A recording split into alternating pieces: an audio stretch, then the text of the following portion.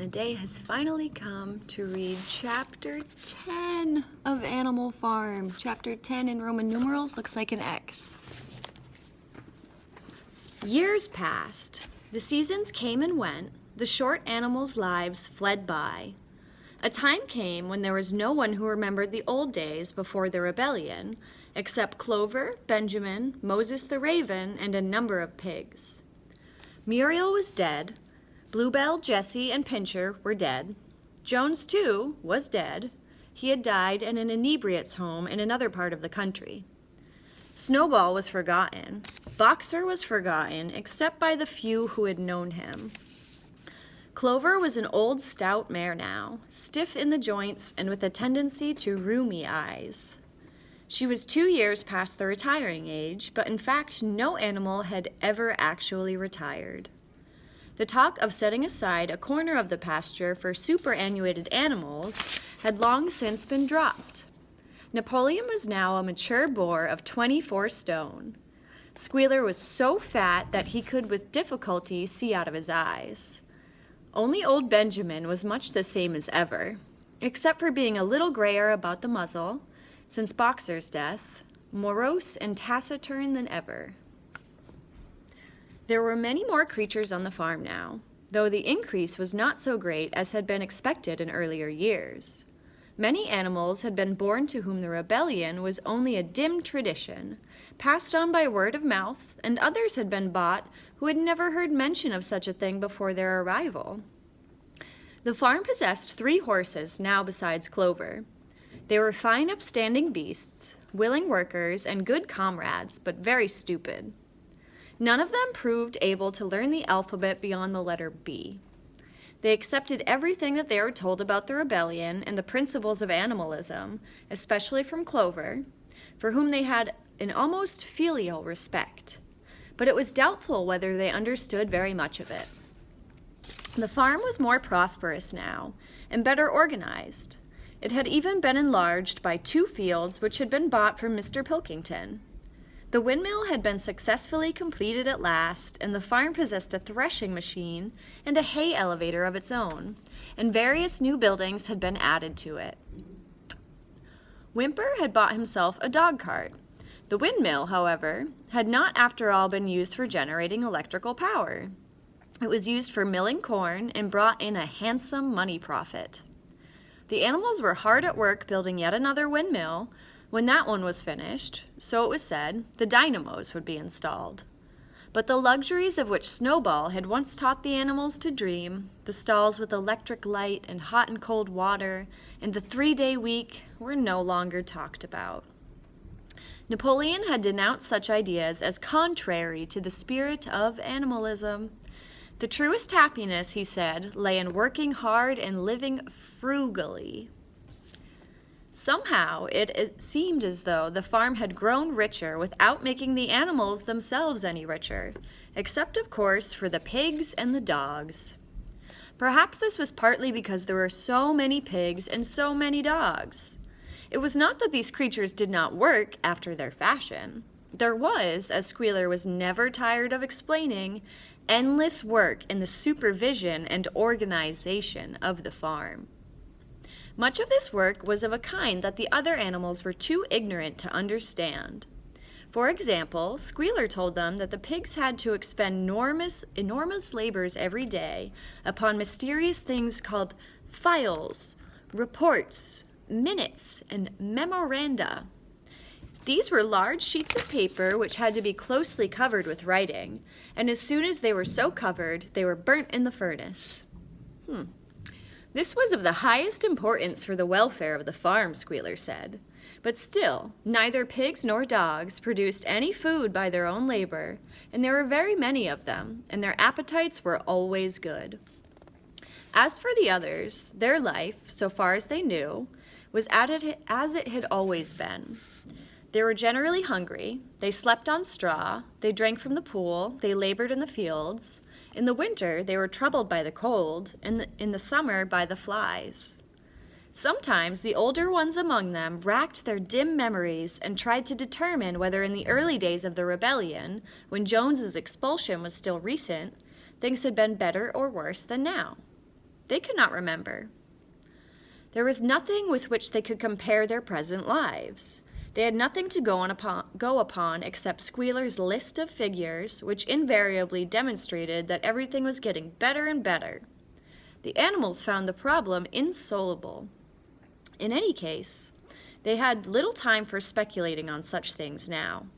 Only old Benjamin professed to remember every detail of his long life, and to know that things never had been, nor ever could be, much better or much worse. Hunger, hardship, and disappointment being, so he said, the unalterable law of life. Sad. And yet the animals never gave up hope. More, they never lost, even for an instant, their sense of honor and privilege in being members of Animal Farm. They were still the only farm in the whole country, in all of England, owned and operated by animals. County, not country. Not one of them, not even the youngest, not even the newcomers, who had been brought from farms 10 or 20 miles away, ever ceased to marvel at that. And when they heard the gun booming and saw the green flag fluttering at the masthead, their hearts swelled with imperishable pride, and the talk turned away always towards the old heroic days, the expulsion of Jones, the writing of the 7 Commandments, the great battles in which human invaders had been defeated. None of the old dreams had been abandoned. The Republic of the Animals, which Major had foretold, when the green fields of England should be untrodden by human feet, was still believed in. Some day it was coming. It might not be soon, it might not be within the lifetime of any animal now living, but still it was coming. Even the tune of Beasts of England was perhaps hummed secretly here and there. At any rate, it was a fact that every animal on the farm knew it, though no one would have dared to sing it aloud. It might be that their lives were hard and not all of their hopes had been fulfilled, but they were conscious that they were not as other animals. If they went hungry, it was not from feeding tyrannical human beings. If they worked hard, at least they worked for themselves. No creature among them went upon 2 legs. No creature called any other creature master. All animals were equal. One day in early summer, Squealer ordered the sheep to follow him and led them out to a piece of waste ground at the other end of the farm, which had become overgrown with birch saplings. The sheep spent the whole day there browsing at the leaves under Squealer's supervision. In the evening, he returned to the farmhouse himself, but as it was warm weather, told the sheep to stay where they were. It ended by their remaining there for a whole week, during which time the other animals saw nothing of them. Squealer was with them for the greater part of every day. He was, he said, teaching them to sing a new song for which privacy was needed. It was just after the sheep had returned on a pleasant evening when the animals had finished work and were making their way back to the farm buildings that the terrified neighing of a horse sounded from the yard. Startled, the animals stopped in their tracks. It was Clover's voice.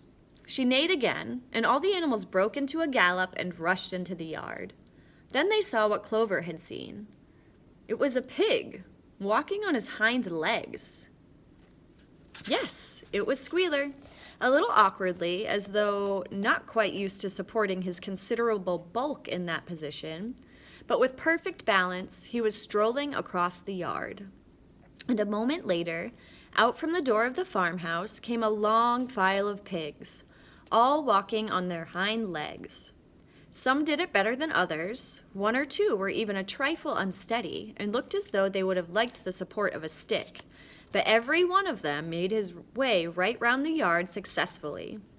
And finally, there was a tremendous baying of dogs and shrill crowing from the black cockerel, and out came Napoleon himself, majestically upright, casting haughty glances from side to side, with his dogs gambolling round him. He carried a whip in his trotter. There was a deadly silence. Amazed, terrified, huddling together, the animals watched the long line of pigs march slowly round the yard. It was as though the world had turned upside down. Then there came a moment when the first shock had worn off, and when in spite of everything, in spite of their terror of the dogs and of the habit developed through long years of never complaining, never criticizing, no matter what happened, they might have uttered some word of protest. But just at that moment, as though at a signal, all the sheep burst out into a tremendous bleating of 4 legs good, 2 legs better. 4 legs good, 2 legs better? 4 legs good, 2 legs better? It went on for 5 minutes without stopping, and by the time the sheep had quieted down, the chance to utter any protest had passed, for the pigs had marched back into the farmhouse. Benjamin felt a nose nuzzling at his shoulder. He looked around. It was Clover. Her old eyes looked dimmer than ever. Without saying anything, she tugged gently at his mane and led him round to the end of the big barn, where the 7 commandments were written. For a minute or two, they stood gazing at the tarred wall with its white lettering. "My sight is failing," she said finally. "Even when I was young, I could not have read what was written there, but it appears to me that the wall looks different. Are the 7 commandments the same as they used to be, Benjamin?" For once, Benjamin consented to break his rule, and he read out to her what was written on the wall. There was nothing now except a single commandment. It ran, "All animals are equal, but some animals are more equal than others." After that, it did not seem strange when the next day the pigs who were supervising the work on the farm all carried whips in their trotters. It did not seem strange to learn that the pigs had bought themselves a wireless set, were arranging to install a telephone, and had taken out subscriptions to John Bull, Titbits, and the Daily Mirror. It did not seem strange when Napoleon was seen strolling in the farmhouse garden with a pipe in his mouth. No, not even when the pigs took Mr. Jones's clothes out of wardrobes and put them on. Napoleon himself appearing in a black coat, rat-catcher breeches, and leather leggings, while his favorite sow appeared in the watered silk dress which Mrs. Jones had been used to wear on Sundays. A week later, in the afternoon, a number of dog carts drove up to the farm. A deputation of neighboring farmers had been invited to make a tour of inspection. They were shown all over the farm and expressed great admiration for everything they saw, especially the windmill. The animals were weeding the turnip field. They worked diligently, hardly raising their faces from the ground, and not knowing whether to be more frightened of the pigs or of the human visitors. That evening, loud laughter and bursts of singing came from the farmhouse, and suddenly, at the sound of the mingled voices, the animals were stricken with curiosity. What could be happening in there, now that for the first time animals and human beings were meeting on terms of equality? With one accord, they began to creep as quietly as possible into the farmhouse garden. At the gate they paused, half frightened to go on, but Clover led the way in. They tiptoed up to the house, and such animals as were tall enough peered in at the dining room window. There, round the long table, sat 6 farmers and 6 of the more eminent pigs, Napoleon himself occupying the seat of honor at the head of the table. The pigs appeared completely at ease in their chairs. The company had been enjoying a game of cards, but had broken off for the moment, evidently in order to drink a toast. A large jug was circulating, and the mugs were being refilled with beer. No one noticed the wondering faces of the animals that gazed in at the window. Mr. Pilkington had stood up, his mug in hand. In a moment he said he would ask the present company to drink a toast. But before doing so, there were a few words that he felt it incumbent upon him to say. It was a source of great satisfaction to him, he said, and he was sure, to all others present, to feel that a long period of mistrust and misunderstanding had now come to an end. There had been a time, not that he or any of the present company had shared such sentiments, but there had been a time when the respected proprietors of Animal Farm had been regarded, he would not say with hostility, but perhaps with a certain measure of misgiving, by their human neighbors. Unfortunate incidents had occurred, mistaken ideas had been current. It had been felt that the existence of a farm owned and operated by pigs was somehow abnormal and was liable to have an unsettling effect in the neighborhood. Too many farmers had assumed, without due inquiry, that on such a farm a spirit of license and indiscipline would prevail. They had been nervous about the effects upon their own animals or even upon their human employees. But all such doubts were now dispelled. Today, he and his friends had visited Animal Farm and inspected every inch of it with their own eyes. And what did they find? Not only the most up-to-date methods, but a discipline and an orderliness which should be an example to farmers everywhere. He believed that he was right in saying that the lower animals on Animal Farm did more work and received less food than any animals in the county. Indeed, he and his fellow visitors today had observed many features which they intended to introduce on their own farms immediately. He would end his remarks, he said, by emphasizing once again that friendly feelings that subsisted and ought to subsist between Animal Farm and its neighbors. Between pigs and human beings, there was not, and there need not be, any clash of interests whatever. Their struggles and their differences were one. Was not the labor problem the same everywhere? Here it became apparent that Mr. Pilkington was about to spring some carefully prepared witticism on the company, but for a moment he was too overcome by amusement to be able to utter it. After much choking, which his various chins turned purple, he managed to get it out. "If you have your lower animals to contend with," he said, "we have our lower classes." This bon mot set the table in a roar, and Mr. Pilkington was once again congratulated the pigs on the low rations, the long working hours, and the general absence of pampering which he had observed on Animal Farm. And now, he said finally, he would ask the company to rise to their feet and make certain that their glasses were full. "Gentlemen," concluded Mr. Pilkington, "gentlemen, I give you a toast to the prosperity of Animal Farm." There was enthusiastic cheering and stamping of feet. Napoleon was so gratified that he left his place and came round the table to clink his mug against Mr. Pilkington's before emptying it. When the cheering had died down, Napoleon, who had remained on his feet, intimated that he too had a few words to say. Like all of Napoleon's speeches, it was short and to the point. He too, he said, was happy that the period of misunderstanding was at an end. For a long time there had been rumors, circulated, he had reason to think, by some malignant enemy, that there was something subversive and even revolutionary in the outlook of himself and his colleagues. They had been credited with attempting to stir up rebellion among the animals on neighboring farms. Nothing could be further from the truth. Their sole wish, now and in the past, was to live at peace and in normal business relations with their neighbors, their human neighbors.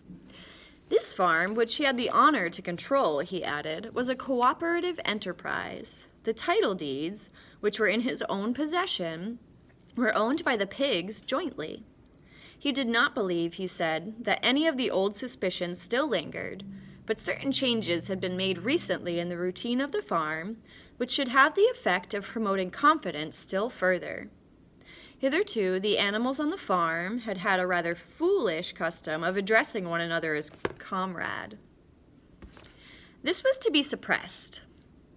They had also been a very strange custom, whose origin was unknown, of marching every Sunday morning past a boar's skull, which was nailed to a post in the garden. This, too, would be suppressed, and the skull had already been buried. His visitors might have observed, too, that the green flag which flew from the masthead, if so, would perhaps have noted that the white hoof and horn with which it had previously been marked had now been removed. It would be a plain green flag from now onwards. He had only one criticism, he said, to make of Mr. Pilkington's excellent and neighborly speech. Mr. Pilkington had referred throughout to Animal Farm. He could not, of course, know, for he, Napoleon, was now for the first time announcing it, that the name Animal Farm had been abolished. Henceforward, the farm was to be known as the Manor Farm, which he believed was its correct and original name. "Gentlemen," concluded Napoleon, "I will give you the same toast as before, but in a different form. Fill your glasses to the brim. Gentlemen, here is my toast to the prosperity of the Manor Farm." There was the same hearty cheering as before, and the mugs were emptied to the dregs. But as the animals outside gazed at the scene, it seemed to them that some strange thing was happening. What was it that had altered in the faces of the pigs? Clover's old dim eyes flitted from one face to another. Some of them had 5 chins, some of them had 4, and some of them had 3. What was it that seemed to be melting and changing? Then, the applause having come to an end, the company took up their cards and continued the game that had been interrupted, and the animals crept silently away. But they had not gone 20 yards when they stopped short. An uproar of voices was coming from the farmhouse. They rushed back and looked through the window again. Yes, a violent quarrel was in progress. There were shoutings, bangings on the table, sharp, suspicious glances, furious denials. The source of the trouble appeared to be that Napoleon and Mr. Pilkington had each played an ace of spades simultaneously. 12 voices were shouting in anger, and they were all alike. No question now what had happened to the faces of the pigs. The creatures outside looked from pig to man, and from man to pig, and from pig to man again. But already it was impossible to say which was which.